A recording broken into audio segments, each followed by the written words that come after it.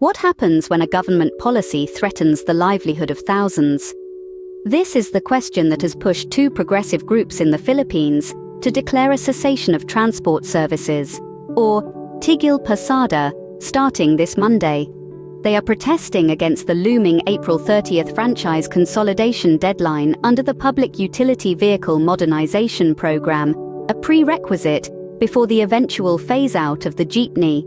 Pagkakaisa ng mga samahan ng super at operator nationwide, or Piston, and Manibela, set the transport strike for April 15th, a day after President Ferdinand Marcos Jr. dismissed the possibility of another extension. "This is harassment from the government of Marcos Jr.," said Ruben Balan, Deputy Secretary General of Piston. According to him, the government is rushing to take away the livelihood of drivers and small operators, while their Supreme Court petition against the policy is still pending. The government had earlier announced that traditional jeepneys and UV express units would be prohibited from operating if they fail to meet the April 30th deadline. This could potentially lead to unemployment for thousands of drivers and operators. Under the Modernization Program, these operators would need to consolidate into cooperatives before transitioning into modern, eco-friendly public utility vehicles, each costing over 2 million pesos, a price many could not afford. In response, Piston is preparing for a series of strikes and protest actions across the country, seeking more pro-people means towards modernization.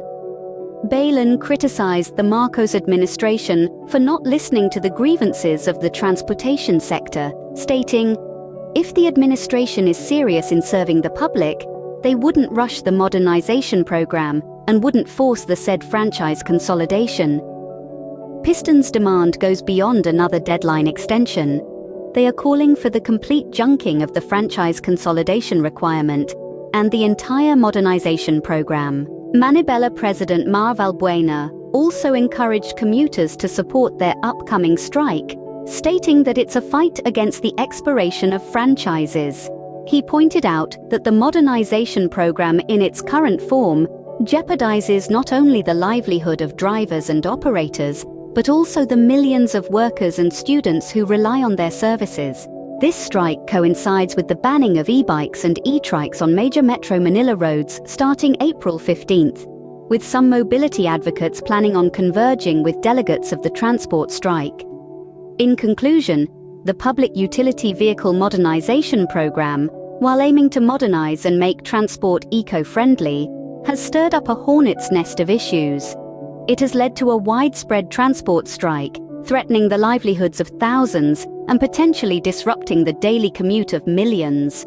The consequences of this policy continue to unfold, underscoring the importance of a balanced approach to modernization that takes into account the concerns of all stakeholders.